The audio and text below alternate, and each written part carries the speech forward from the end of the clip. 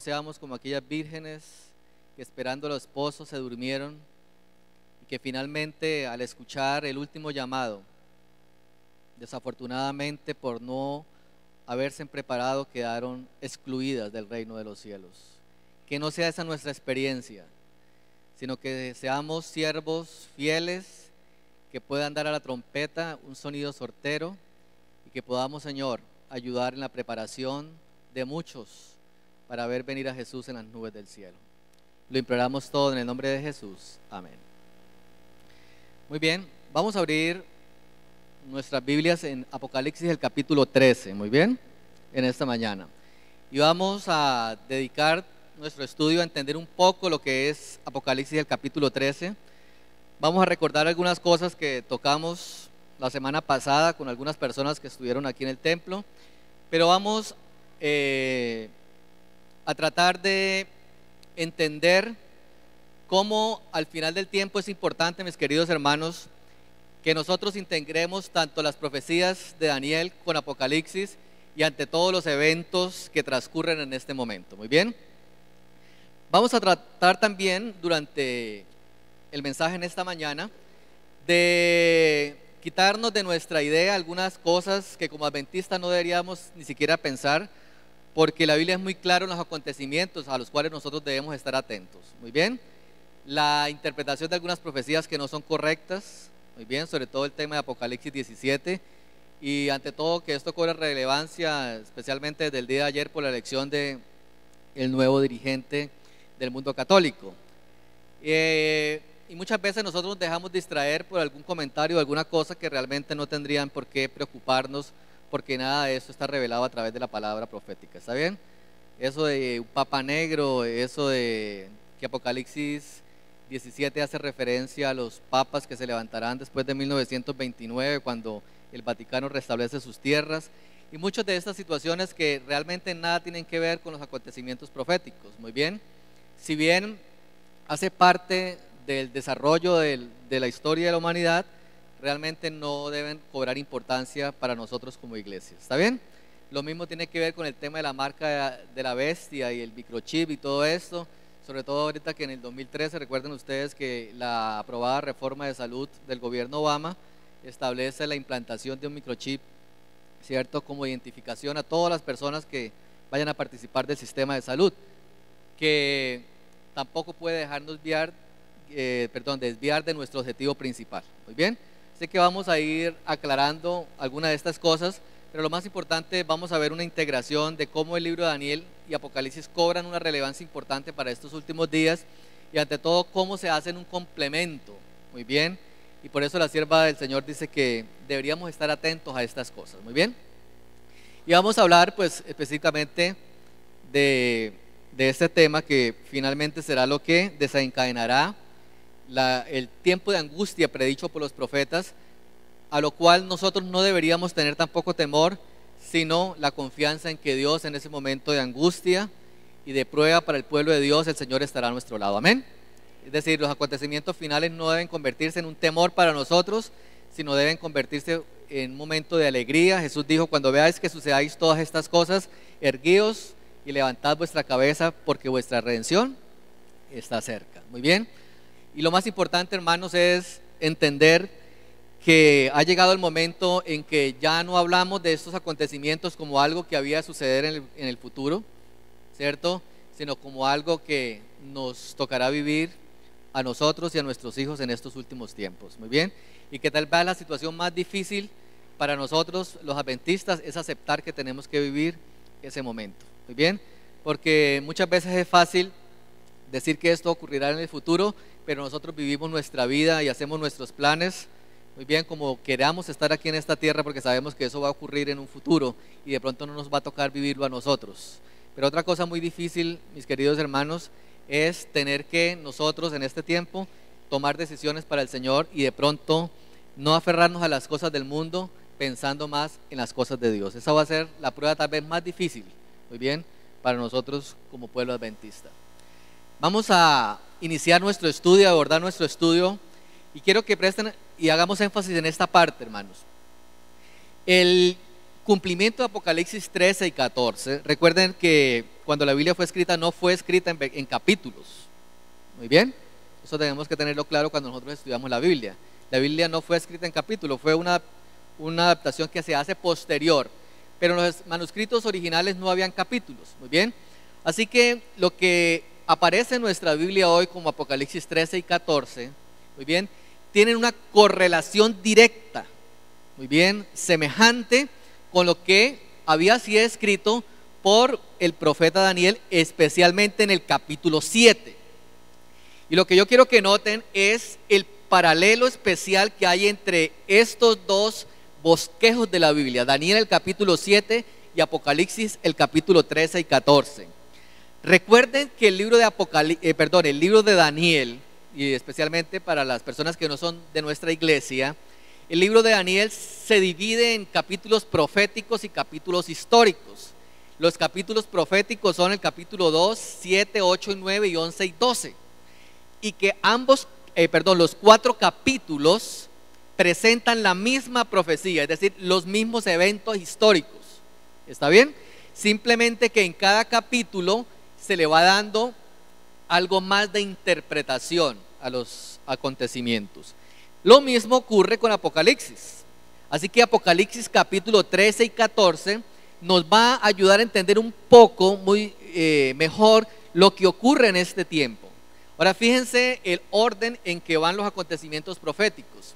Daniel el capítulo 7 empieza hablándonos de 4 grandes bestias: un león, un oso, un leopardo, una bestia con 10 cuernos. Posteriormente aparece el poder usurpador y opresor durante 1260 días, es decir, 1260 años de acuerdo a las profecías. Y posteriormente aparece la visión de un juicio celestial, muy bien, que terminará con la venida de Jesús a esta tierra. De manera muy similar, Apocalipsis el capítulo 13 se desarrolla de la misma manera. Apocalipsis el capítulo 13 empieza hablándonos de una bestia con 10 cuernos, con características de león, leopardo y oso. Posteriormente nos habla de la aparición de ese mismo poder usurpador durante 42 meses. Recuerden que en las profecías los meses son de 30 días. Entonces cuando multiplicamos 42 por 30 nos da los mismos 1260 días, es decir, el mismo periodo de tiempo. Pero posteriormente aparece la proclamación del mensaje de los 3 ángeles. Muy bien. ¿Y cuál es el mensaje del primer ángel, mis queridos hermanos? A ver, recuérdenmelo. Temed a Dios, ¿y qué? Y dadle gloria, adorad a aquel que hizo los cielos y la tierra, porque ¿qué, hermanos? Porque la hora del juicio ha llegado. Es decir, el mensaje de los 3 ángeles nos anuncia lo mismo que Daniel 7 nos anunciaba. Recuerden que cuando termina la visión del cuerno pequeño, y vayan pensando inmediatamente en la cronología, y ahorita lo vamos a ver. Recuerden que cuando termina la visión del cuerno pequeño, Daniel 7 dice que en el cielo aparece un gran ¿qué? Un gran trono. Dice, el juez se sentó y los libros fueron ¿qué? Abiertos. Muy bien. Es decir, que el tema del juicio, muy bien, inicia también con la proclamación del mensaje de los 3 ángeles. Muy bien, que como adventistas sabemos que esa predicación del mensaje del primer ángel empieza en 1844 y que en nuestro tiempo entonces la Biblia nos advierte del momento crucial de lo que es el mensaje del tercer ángel que debe desarrollarse en este momento. Muy bien, pero no podemos nosotros anunciarle al mundo una verdad referente al tercer ángel si primero nosotros también no hacemos énfasis en el mensaje del primero y del segundo ángel. Es decir, no tendría ninguna relevancia el tercer mensaje si el mundo no ha aceptado primero el primer mensaje. ¿Estamos claros hasta allí? Y si ustedes ven, Daniel el capítulo 7 termina diciendo que después de que cae la roca, muy bien, se forma un gran monte y hace referencia a que Jesús recibirá finalmente el reino. Si ustedes leen Apocalipsis 14, después del mensaje de los 3 ángeles aparece una visión de la siega. Dice que finalmente el mundo será cegado, ¿cierto? El trigo y las uvas aparte, refiriéndose a la separación final entre aquellos que serán y los que no serán salvos para ver venir a Jesús en las nubes del cielo. ¿Estamos hasta ahí? Es decir, que hay una correlación directa entre el capítulo 7 y el capítulo 13 y 14 del libro de Apocalipsis. Ahora fíjense lo interesante en la interpretación. Muy bien. Ya nosotros entendemos cómo se desarrolló en el tiempo Babilonia, ¿cierto? Desde el año 606 hasta el año 538 antes de Cristo. Medo-Persia, acá hay un error, Medo-Persia, ¿cierto? Que empezó en el año 538 y termina en el año 331. Posteriormente el leopardo, que representaba al imperio griego con sus 4 divisiones, que gobernó durante el año 331 hasta el año 169 antes de Cristo. Posteriormente empieza el gobierno del imperio romano desde el año 169 antes de Cristo y termina en el 476. Muy bien, después de Cristo. Durante este tiempo nace Jesús. Después la Biblia nos lleva al periodo de 1260 años. Recuerden que durante este periodo es la supremacía papal, que empieza en el año 538 y nos lleva hasta el año 1798. ¿Está bien? Fíjense que hay un orden cronológico en lo que nosotros estamos viendo en el Daniel capítulo 7 y Apocalipsis el capítulo 13. Y posteriormente, después de 1798, nos habla del inicio del tiempo del juicio y la predicación del mensaje de los 3 ángeles, que empieza en el año de 1844. ¿Está bien? Fíjense, mis queridos hermanos, que a partir de ese tiempo es que empezarían los eventos clásicamente estipulados en el libro de Apocalipsis y especialmente en el capítulo 13 y el capítulo 14. Muy bien, entonces esto era como para que nos ubicáramos un poco en la cronología rápida del libro de Apocalipsis.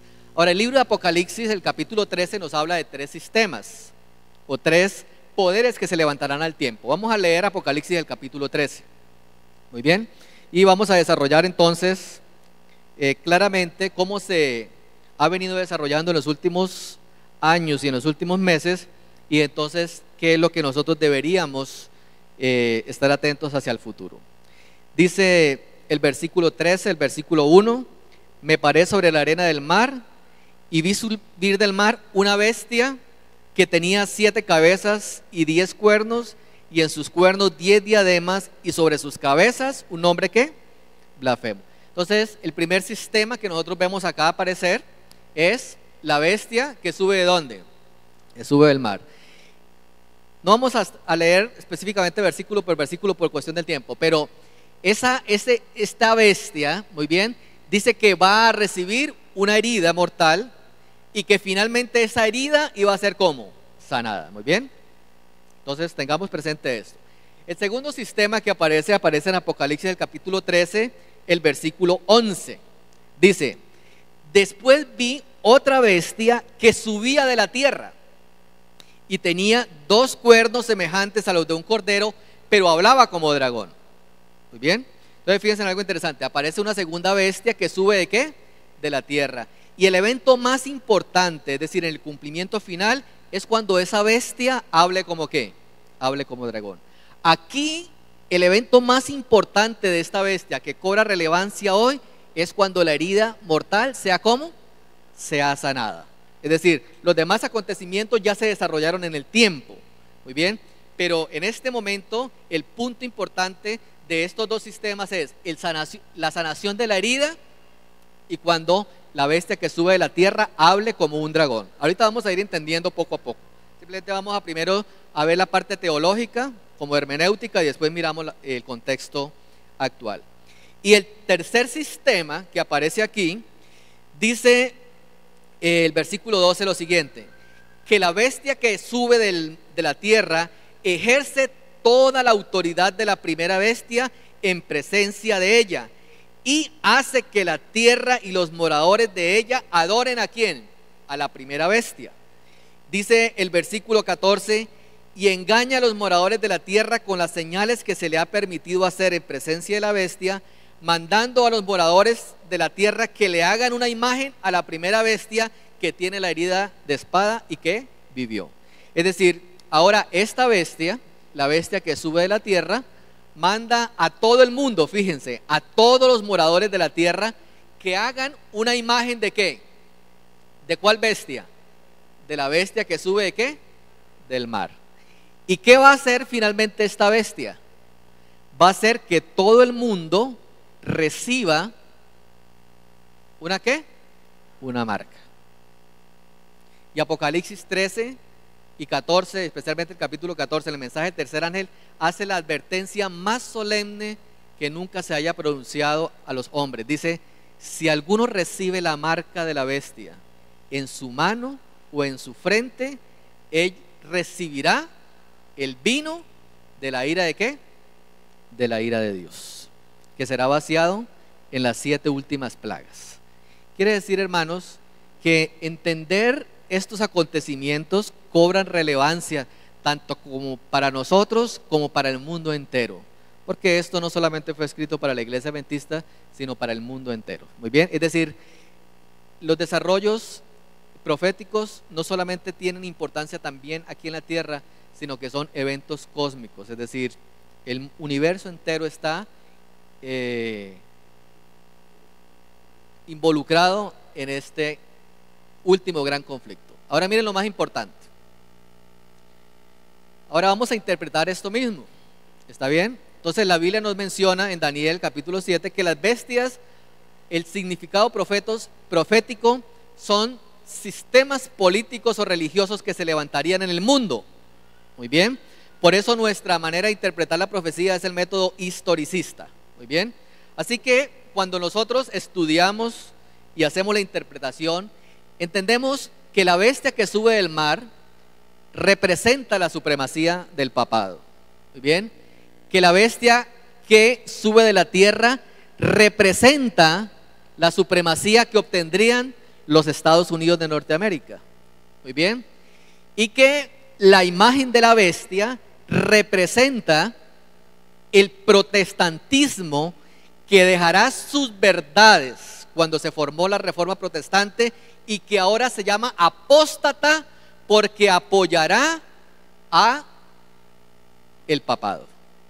¿Está bien? Por eso toma el nombre de protestantismo ¿qué? Apóstata. Muy bien.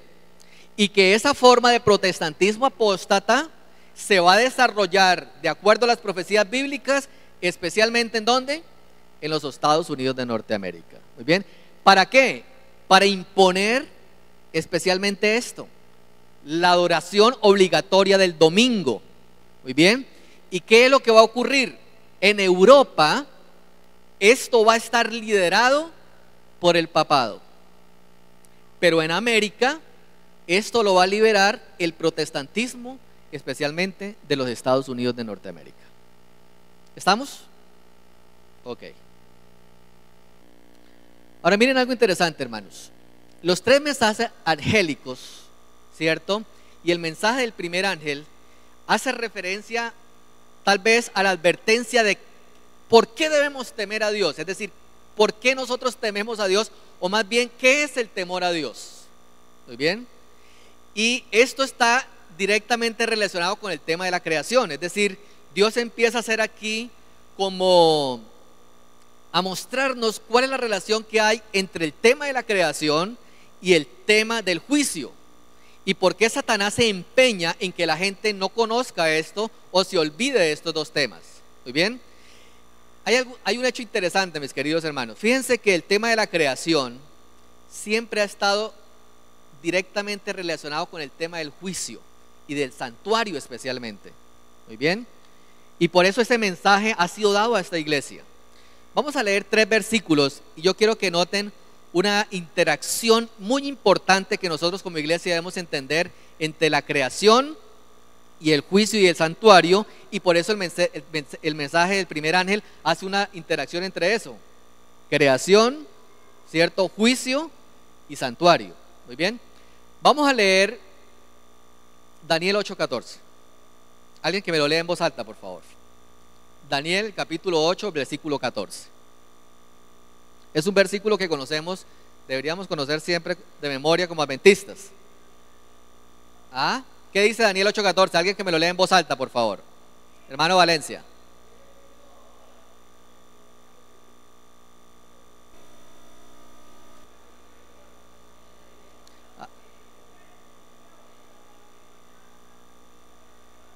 Ok. Fíjense que hasta 2300 ¿qué? Tardes y qué? Y mañanas. La Biblia pudo haber dicho 2300 días, como lo entendemos nosotros, ¿está bien? Pero la Biblia utiliza una expresión que ustedes solamente la van a encontrar cuando fue hecha la creación. ¿Cuál es? Tardes y ¿qué más? Y mañanas. La Biblia dice que cada vez que Dios acababa la creación en un día, dice, y fue la tarde y la mañana, el día ¿qué? Primero. Muy bien. Leamos ahora Éxodo 40:33. Éxodo 40, no voy a explicarles, pero es un capítulo muy interesante y ahorita les digo por qué. Éxodo 40:33.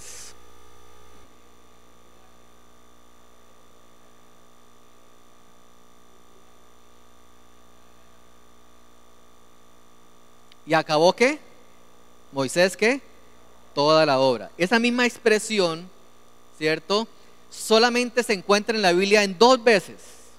Una en Génesis capítulo 2, cuando la Biblia dice, y creó, y acabó Dios toda la obra que hizo. Si ustedes leen este capítulo, y les dejo de tarea, el santuario, la orden de Dios de construirlo, se construyó en 7 pasos. Así como Dios construyó el mundo y el universo, ¿en cuántos días? En 7 días. Muy bien, léanlo y verán ustedes, y cada paso tiene que ver con un mueble del santuario. ¿Cuántos muebles hay en el santuario? 6. ¿Está bien? 6. O sea, hay una relación muy interesante allí, pero que no vamos a hablar de esto. Muy bien. O sea, fíjense que hay entonces una relación entre el santuario y ¿qué más? ¿Y la qué? Y la creación. Vamos a leer un texto más, Isaías 40:22. Alguien que me lo lea ahí en voz alta. Y ya Isaías entonces aclara un poco cómo es este contexto. ¿Está bien? Y por qué hoy Dios crea un santuario como un minicosmos de lo que es el universo, porque realmente eso es el santuario. Muy bien.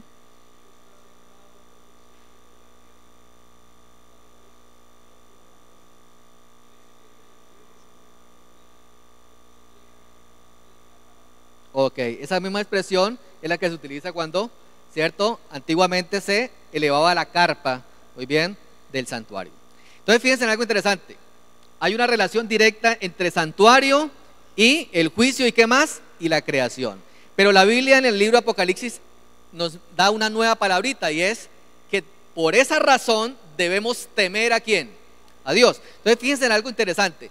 Vamos a leer estos 3 versículos y ustedes me van a decir en pocas palabras qué es el temor a Dios. Muy bien, fíjense lo que dice Deuteronomios capítulo 6.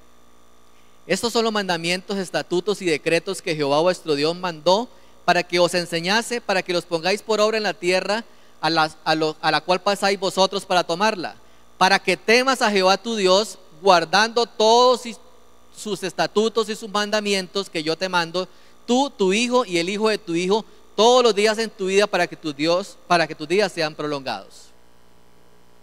Eclesiastés 12.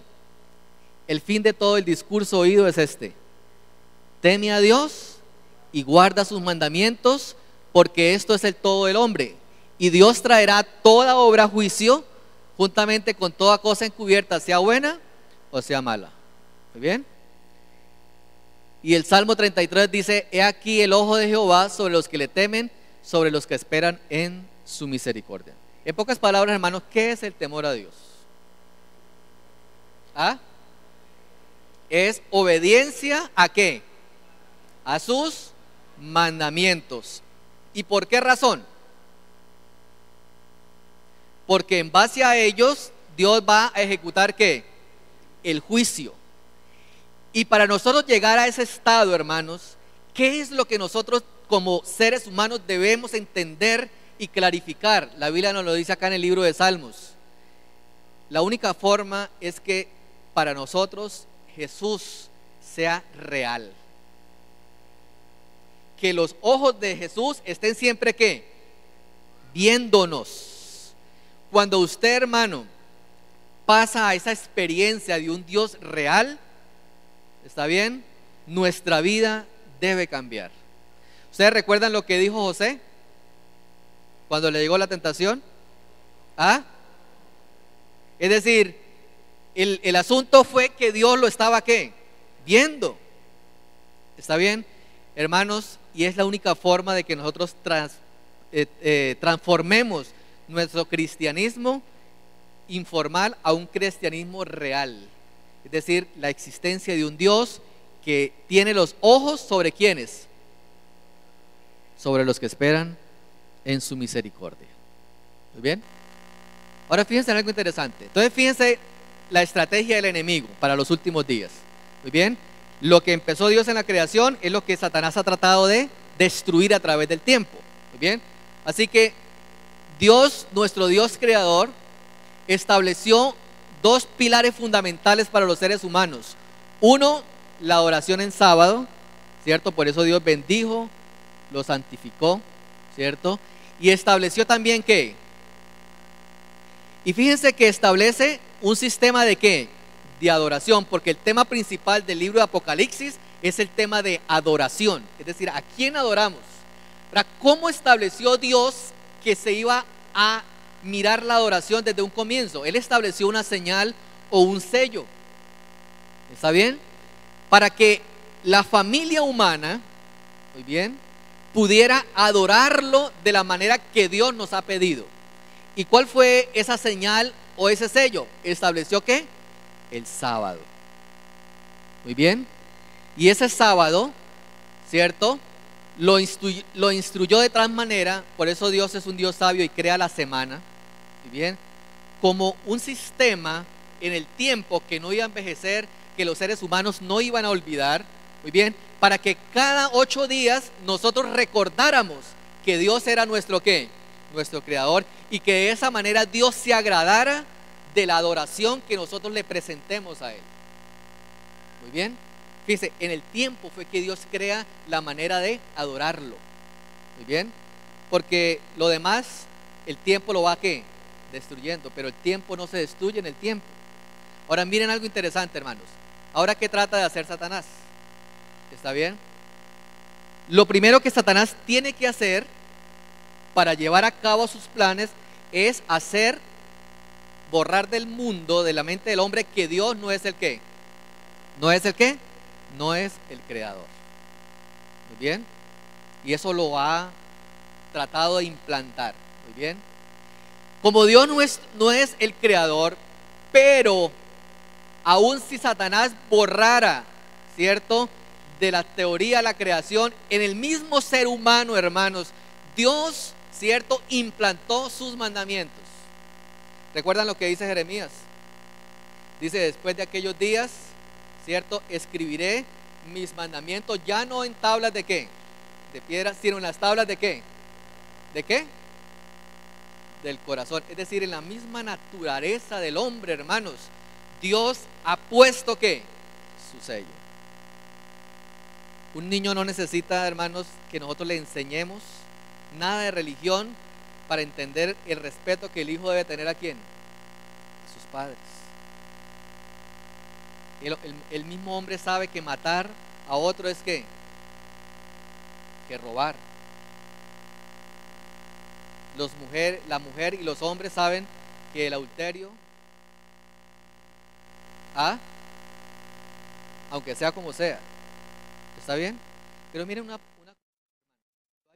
hay un mandamiento que Dios, a pesar de que finalmente lo va a establecer en nuestra mente, ese mandamiento no va inmerso dentro de la propia naturaleza del ser humano. ¿Y ese mandamiento cuál es? El cuarto mandamiento. Ese mandamiento, hermanos, el ser humano lo obedece. ¿Por qué, hermanos? ¿Por qué lo obedecemos nosotros? Porque Dios lo ha ¿qué? Establecido. Una pregunta, ¿por qué Abraham fue llamado el hombre de la fe? ¿Por qué? Pero ¿cuál fue el momento de la historia de Abraham por la cual él fue llamado el hombre de la fe? Porque a Abraham en muchas ocasiones le faltó la fe. ¿Cuándo? Cuando Dios le dice, sacrifícame a tu hijo ¿qué? Isaac. Ese es el pedido, ¿cierto? Digamos, es el momento culmen de la historia de Abraham. Y a Abraham, sin pensarlo, Imagínese que alguien le diga a usted, Dios le ha dicho que sacrifique a su hijo. ¿Usted qué hace? ¿Ah? Muchos dicen que el hombre que fue más grande tentado después de Jesús fue Job. Pero Job vio a sus hijos muertos. A Abraham le tocaba matar ¿a quién? A su propio ¿qué? Hijo. Era una prueba todavía más ¿qué? Más dura. Así que Abraham no pensó en nada, sino dijo, si Dios lo ha dicho, lo voy a ¿qué? Lo voy a hacer. ¿Por qué nosotros guardamos el sábado, hermanos? Porque Dios lo ha ¿qué? Lo ha establecido. Y por eso este mandamiento se convierte en la señal de lealtad de su pueblo hacia Él. Ahora miren, el enemigo lo sabe. Satanás lo sabe, porque desde un comienzo lo ha tratado de destruir. Y ahora al final del tiempo va a hacer que el mundo se desvíe de la adoración a Dios y adoren ahora ¿a quién? La Biblia, ¿qué dice? Fíjense lo que dice Apocalipsis 13, vamos a leerlo. Apocalipsis capítulo 13, vamos a leerlo. Dice el versículo 4: y adoraron al dragón que había dado autoridad a la bestia. ¿Y adoraron a quién? ¿A la quién? A la bestia. Y si ustedes leen el versículo 9 de Apocalipsis 12, ¿saben quién es el dragón? Satanás. Es decir, el propósito de Satanás en esos últimos días, hermanos, es que el hombre no adore a Dios, sino lo adore a Él, y a través de un sistema que se instaurará en el mundo. Muy bien. Así que miren lo que va a pasar. Satanás no va a implementar un sello, sino que va a implementar una ¿qué? Una marca. Esa marca se va a convertir a través del domingo. Por eso hay una controversia entre el mensaje del primer ángel y el mensaje del último ángel, los mandamientos de Dios. Y por eso el mensaje del tercer ángel termina: aquí está la paciencia de los santos, los que guardan los mandamientos de Dios. O sea que el punto principal es los mandamientos. Entonces, por eso, hermanos, nosotros no creemos que el chip sea la marca de la bestia, porque eso no tiene ninguna cosa que ver con ¿qué? Con los mandamientos de Dios. Es otra de las estratagemas del enemigo para hacer que los cristianos crean que eso es la marca, mientras están aceptando indirectamente la adoración a un día que no lleva la bendición de Dios. ¿Está bien? Y que se convierte en señal de lealtad ¿a quién? Al enemigo. Entonces fíjense en algo interesante. Lo va a hacer, y la estrategia de Satanás es hacerlo también a través de la familia. Es decir, las cosas que ustedes van a ver, y ahorita las vamos a ver, en el desarrollo de los acontecimientos finales, hermanos, no son actos malos. Es decir, el desarrollo del libro de Apocalipsis y el conflicto final nada tiene que ver con lo que nos pintan en las películas de Hollywood. Es decir, los propósitos para los cuales el mundo se está preparando son propósitos buenos, y ahorita lo vamos a ver. Es decir, la gente va a creer que está haciendo las cosas como bien, el mundo entero. El problema es que la Biblia dice que Satanás los está como engañando. O sea, esto es un engaño universal. La Biblia dice: y engañó. Vamos a leerlo. Apocalipsis capítulo 13. Dice el versículo 8: y la adoraron todos los moradores de la tierra, hermanos. ¿Quiénes van a caer en este engaño? Todos. ¿No les parece a usted que es algo terrible lo que Satanás hará en los últimos días? Va a engañar al mundo entero. Pero, hermanos, no engañará a quienes, dice, cuyos nombres no estaban escritos en el libro de la vida del Cordero. Quiere decir, hermanos, que el engaño de Satanás no va a ser ¿qué? Completo. Habrá un grupo que estará escrito en el libro de la vida del Cordero. Amén. Y ustedes hacen parte de ese grupo, hermanos. Amén. Y Dios quiere que muchos lleguen al conocimiento de su palabra.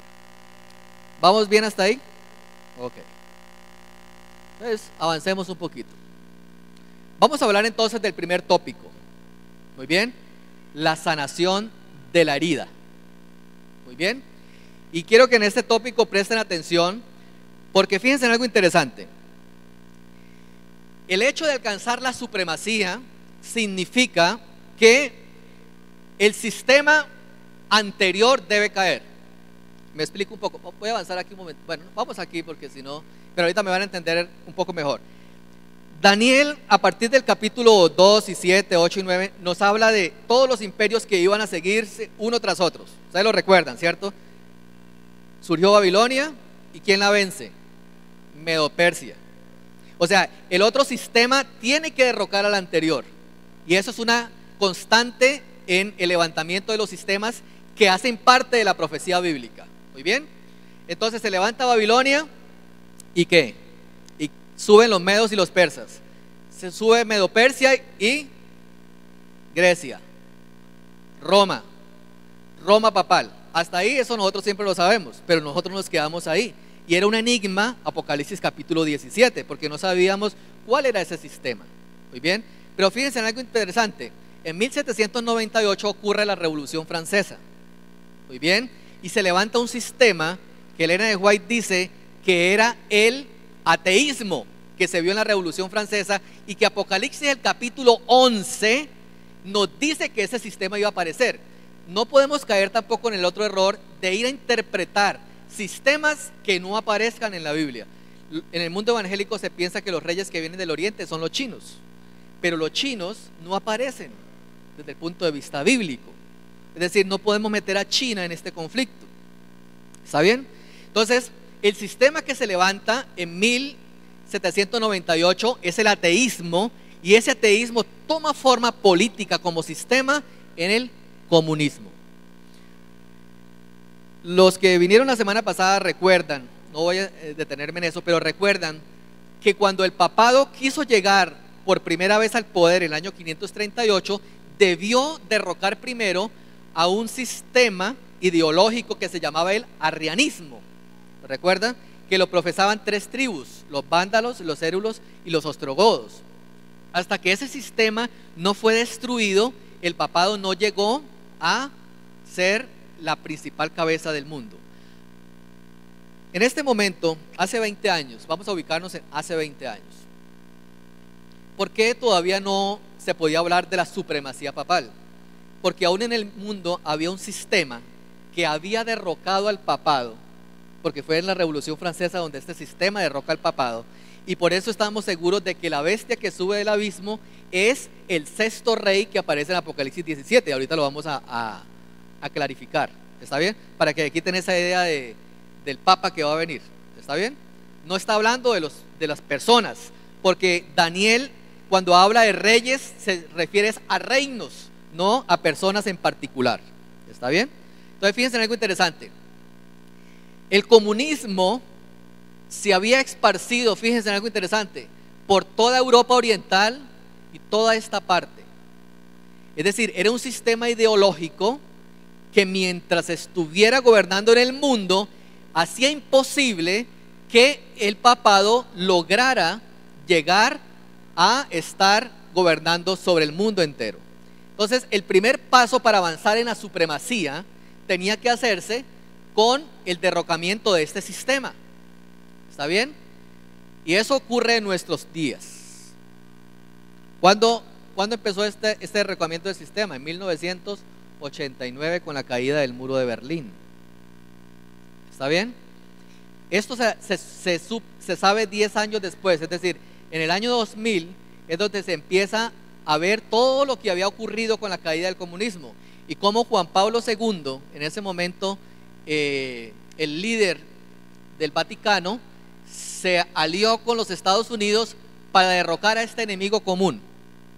¿Cuál era? Fíjense que es una guerra de ¿qué?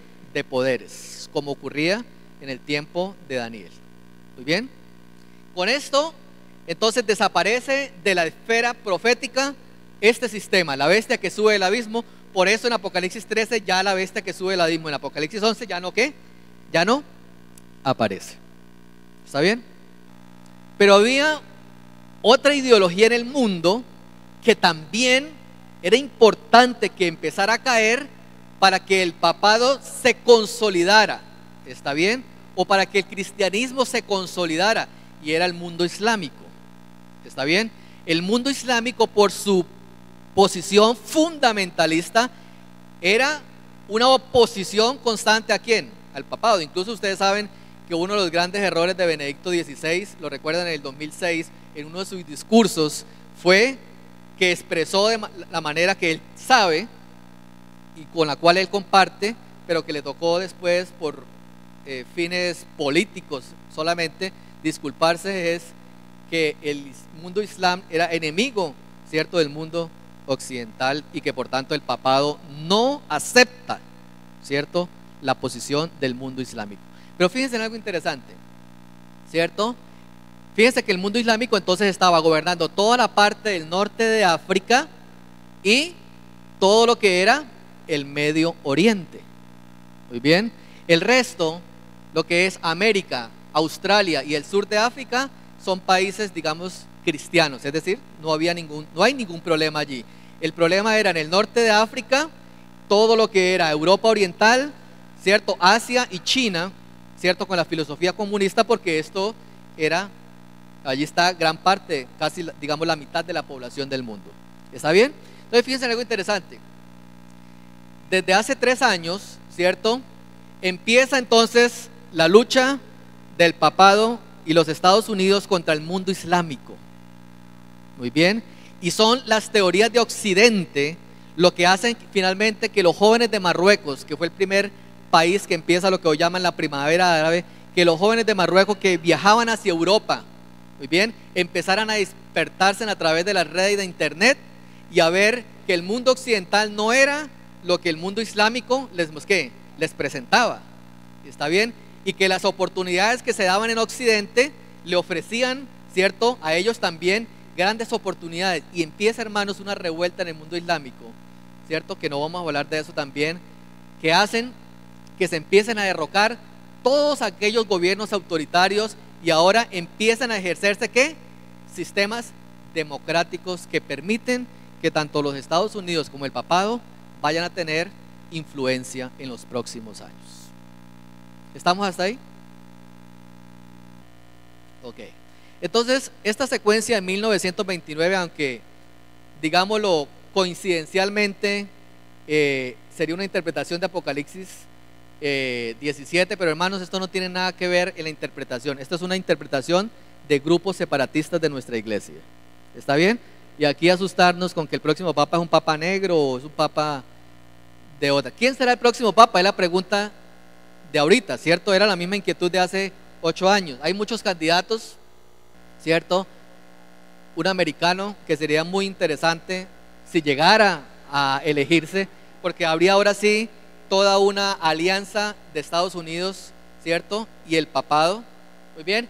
Pero en la iglesia, el Vaticano tiene 3 puntos principales, y presten atención, hermanos, porque esto marcará los acontecimientos proféticos en los próximos años. Uno, debe ser un papa joven. Para la iglesia, un papa joven es que esté entre los 60 y los 70 años. ¿Está bien? 2, que sea un papa que lleve adelante el nuevo modelo de evangelización que ha planteado el mundo católico. ¿Está bien? Ese modelo de evangelización tiene que ser un papa carismático, un papa que maneje las redes sociales, un papa que apoye gran parte de lo que estableció el Concilio Vaticano II con el sistema ecuménico. ¿Está bien? Y tercero, y es el punto importante de Ratzinger, es que sea un papa conservador, es decir, que apoye todas las doctrinas que el catolicismo ha profesado por varios miles de millones de años. Muy bien. Como nosotros no somos profetas, no vamos a decir quién va a ser ese papa. Entonces fíjense en algo interesante. Llegamos a Apocalipsis 17, para que nos quede claro. La bestia que era, no es y está por subir del abismo. Es algo muy similar a 5 han caído, uno es y el otro aún no ha venido. Es decir, es una forma literaria que utilizan los hebreos. Muy bien, para hacer énfasis en algo. Entonces, 5 han caído. ¿Quiénes eran? Babilonia, Medo-Persia, Grecia, Roma y Roma papal. Uno es, ¿quién era? El poder ateo, la bestia que sube del abismo. El comunismo reinó, fíjense, mientras esta bestia no era. Entonces, ¿quién es la bestia que no era, no es y viene y va a subir del abismo? Era el papado en su época de 538 a 1798. No es desde 1798 hasta cuando el comunismo cae. Entonces, fíjese, aquí este gobernaba. Aquí el papado no tenía el poder. ¿Y qué esperamos? Dice, la bestia está por subir del abismo. Y aquí dice, falta un rey. Pero este rey, dice, es de entre los 7. Entonces fíjese que ahora sí ya el panorama está claro. ¿Quién es el que va a surgir acá? Nuevamente, el papado. ¿Quién es la bestia que subirá del abismo? El papado. Ahora fíjense, lo más interesante es que ahora el papado resurgirá nuevamente, pero con unas connotaciones especiales. Muy bien. Y es que va a subir ¿de dónde? De tinieblas, o sea, va a estar sobre tinieblas. Muy bien. Y ahorita vamos a ver un poquito eso. ¿Estamos?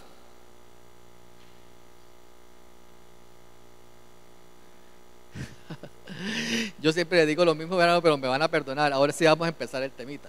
¿Está bien? ¿Estamos cansados o no? Bueno, porque ahora viene la contextualización de lo que estamos viendo. Muy bien. Entonces miren algo interesante. Nos ubicamos en el tiempo de los pies. Realmente el tiempo de los pies es que habla que habrá una mezcla entre iglesia y Estado. Porque si ustedes leen Apocalipsis 17, dice que finalmente esa última bestia o ese último poder que se levantará, dice que será apoyado por los 10 reyes. ¿Está bien? Es decir, los 10 cuernos. Fíjense que no podemos disgregar en nada lo que era Daniel. Muy bien. Ahora, ¿quiénes eran esos 10 reyes? ¿Quiénes eran los 10 cuernos? ¿Quiénes eran los 10 dedos de la imagen de los pies? ¿Ustedes lo recuerdan? ¿Cierto? ¿Quiénes eran? Las 10 tribus que bárbaras que dieron origen ¿a quién? A Europa. Pero ¿qué hizo Europa, hermanos? Europa se trasladó al mundo, pero básicamente son Europa. Entonces, fíjense lo que dice la Biblia. Apocalipsis 17 dice que los 10 reyes gobernarán con la bestia durante 1 hora. Pelearán contra el Cordero, pero el Cordero ¿qué? Los vencerá. ¿Saben ustedes, hermanos, que esto es lo que se denomina el nuevo orden mundial? ¿Está bien? Es decir, el Vaticano ejercerá su poder sobre Europa. ¿Está bien? Y fíjense lo que está ocurriendo. Vamos a verlo rápidamente. Elena de White dice: el conflicto de los siglos, la página 673. El romanismo en el viejo mundo y el protestantismo apóstata en América actuarán de la misma manera contra los que honren los principios divinos. ¿El romanismo en dónde, hermanos? ¿Y dónde es el viejo mundo? ¿Ah? Europa. Muy bien. Vamos a ver este video un momentico. Ya lo hemos pasado, pero fíjense lo que empezó a ocurrir y por qué el Vaticano consolida su poder en Europa. Muy bien. Luego de ser recibido por autoridades gubernamentales y eclesiásticas en su tercera visita apostólica a Alemania, el Papa Benedicto XVI se trasladó al Parlamento, donde fue acogido por obispos, líderes de otras confesiones cristianas y parlamentarios, quienes durante varios minutos permanecieron de pie aplaudiendo la presencia del Santo Padre. En su discurso el Papa explicó que es un error que las leyes prescindan de Dios, porque de Él proviene la dignidad inherente a todo ser humano, lo que constituye la base para el derecho. Ante los parlamentarios que siguieron con atención su discurso, el Papa explicó el pasaje bíblico en el que el rey Salomón le pide a Dios sabiduría para discernir el bien del mal, para hacer una reflexión sobre los fundamentos del derecho. El Papa advirtió que actualmente se vive una especie de retroceso en la que la idea del derecho natural se considera hoy una doctrina católica más bien singular, sobre la que no vale la pena discutir fuera del ámbito católico. Al finalizar el discurso, el Santo Padre fue nuevamente ovacionado durante varios minutos por los parlamentarios y saludó a algunos de ellos para dirigirse luego a un encuentro privado con líderes judíos.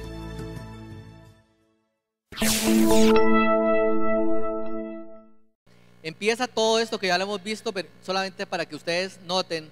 La campaña entonces para proteger el domingo en Europa empieza en Alemania, muy bien, apoyado por ser el Ratzinger de origen alemán. El tribunal alemán entonces apoya a la iglesia y le da la razón de cerrar domingos. Empieza una movilización por toda Europa para guardar el domingo. Empieza a presentarse entonces ese proyecto en la comunidad europea y liderado por obispos en cada uno de los países que la componen. Empieza todo un despliegue hacia la adoración en domingo. El domingo como Día del Señor, ¿cierto? Es la propuesta de Ratzinger a través del Concilio Mundial de las Iglesias, que será muy significativo en el 2015 y se celebrará en Filadelfia, en los Estados Unidos. Los sindicatos, ahora fíjense lo importante, los sindicatos se unen al proyecto de Europa. Y esto es relevante porque la Biblia dice que nadie va a poder comprar ni vender, es decir, también se apoyará el sistema económico, la tutela del domingo. Y en base a todo esto, hermanos, fíjense, es que en el año 2011, en Bruselas, fíjense todo lo que se empieza a promover. Entonces, en el año 2011, en Bruselas, se forma esta alianza europea por el descanso dominical. Muy bien, empieza a trabajarse desde una perspectiva sindical con el movimiento al trabajo decente. No voy a detenerme en eso, ¿está bien? El primer gran día de convocación fue el año pasado, el 4 de marzo del 2012. Muy bien, el Día de Trabajo Decente es un programa que dirige la OIT. Los que vinieron hace 8 días les expliqué un poco de esto, no me voy a detener eso. Pero miren lo más interesante, ¿cierto? Para este año está programado para mañana. ¿Está bien? Entonces fíjense en algo interesante. Desde Europa se está convocando siempre un domingo nacional de celebración del día ¿qué? Del día domingo, apoyado tanto por el sindicato, desde ellos, desde un punto de vista laboral, pero apoyado también por el Vaticano con un fin ¿qué? Religioso. ¿Eso está ocurriendo en dónde? En Europa. ¿Está bien? Entonces fíjense lo que dice este comentario acerca de salvar el domingo.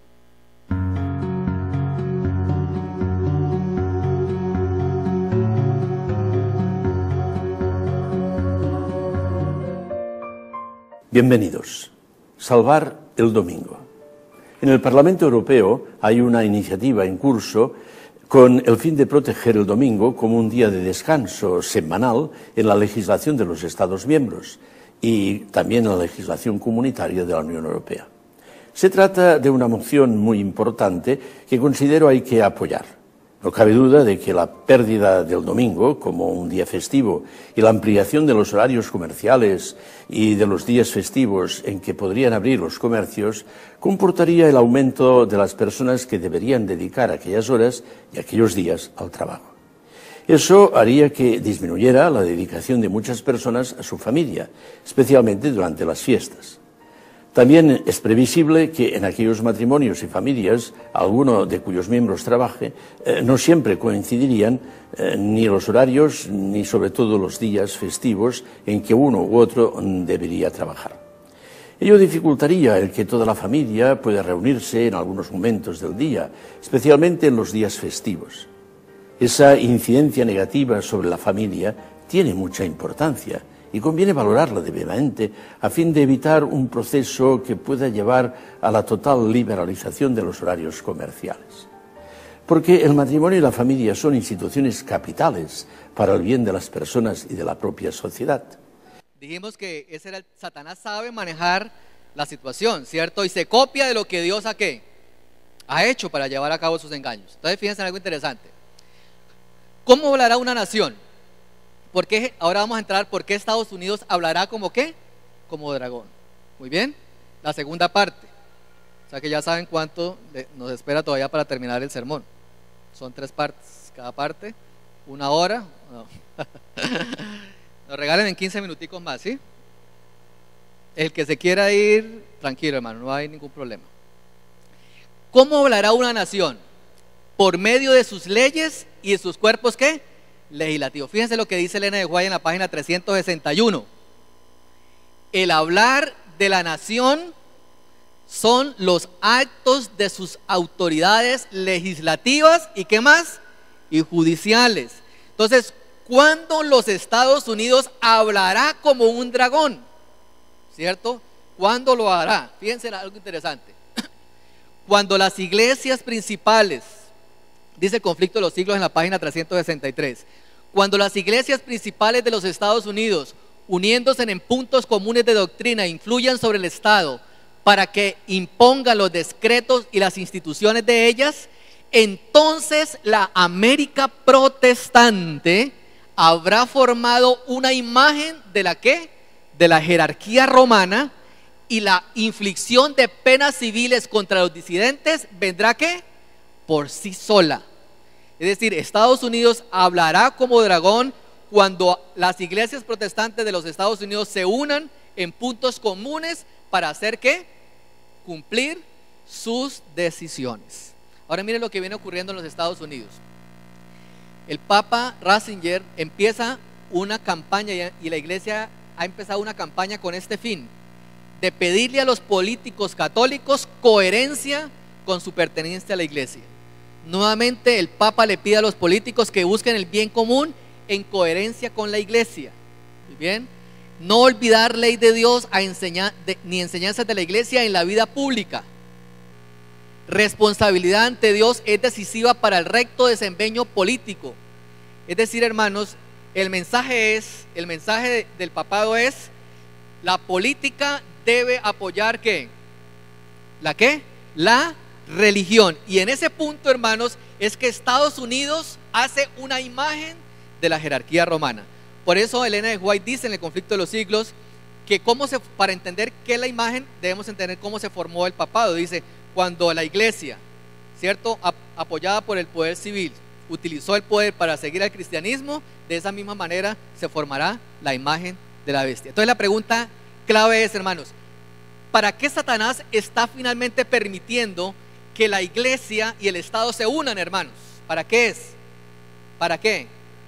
Para perseguir a los disidentes. ¿Y quiénes serán esos disidentes, hermanos? Los que guardan ¿qué? El sábado. ¿Entienden ahora, hermanos, por qué la convicción que tenemos nosotros de una persecución hacia el futuro sí puede suceder? Porque ya hemos venido entendiendo cómo se está formando este proceso. Entonces fíjense lo que dice, lo que está pasando en los Estados Unidos. Se forma la comisión de los 10 mandamientos, ¿cierto? Y ellos eligen todos los años también el primer domingo de mayo. Fíjense la campaña mundial. Todos los domingos, todos los años, el primer domingo de mayo es escogido el día de los 10 mandamientos. Entonces tenemos en Europa todos los domingos desde hace 2 años, fíjese, todos los domingos, el primer domingo de marzo, el día de ¿qué? De familia, de descanso y de ir a la iglesia. Y fíjense qué otro movimiento empieza. Ahora, ¿cuál es la razón? ¿Por quién? Por la familia. Muy bien. Fíjense algo interesante, el Senado y la Cámara, mediante 2 resoluciones, apoyan la comisión de los 10 mandamientos. Muy bien. Y ahora miren lo interesante. Hace 2 años entonces empieza el otro movimiento en los Estados Unidos. Regresar a la iglesia, ¿qué día? El domingo. ¿Está bien? Y empieza esa campaña, muy bien, de invitar a todo el mundo para que vuelva a los caminos de Dios. ¿Dónde está la doctora Tatiana por ahí? Para que me ayude aquí. Vamos a pasar este video. Fíjense cuál es el propósito de este movimiento en los Estados Unidos de Norteamérica. Muy bien.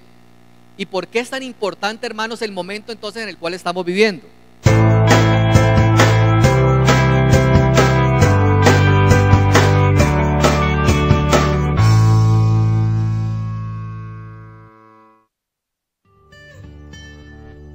The idea behind Back to Church Sunday came as the results of some surveys that were done by Lifeway Research that found that 82% of people who don't go to church right now would come if they were invited by a friend.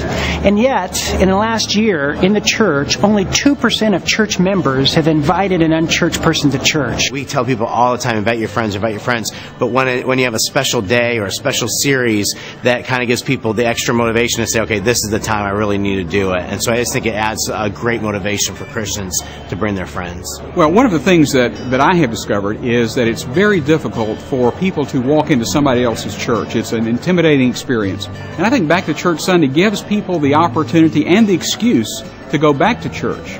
Many of them will realize that other folks just like me are going to be there as well. Back to Church Sunday is an opportunity to take a church from being passive in their outreach to being active. The National Back to Church Sunday could be a great opportunity for our churches in Houston. We have over 1.4 million people who are said to have attended a church, and half of them do not attend church today. That's 750,000 people. So this is a wonderful opportunity to get those 750,000 people back to the church, and it gives us as churches the opportunity to clean up our house and to invite others to come and see what the Lord can do. If one church did it by itself, it would impact that church. But if a group of churches in a community did it together, it would impact the community. Hey, join us for National Back to Church Sunday. I'll see you there.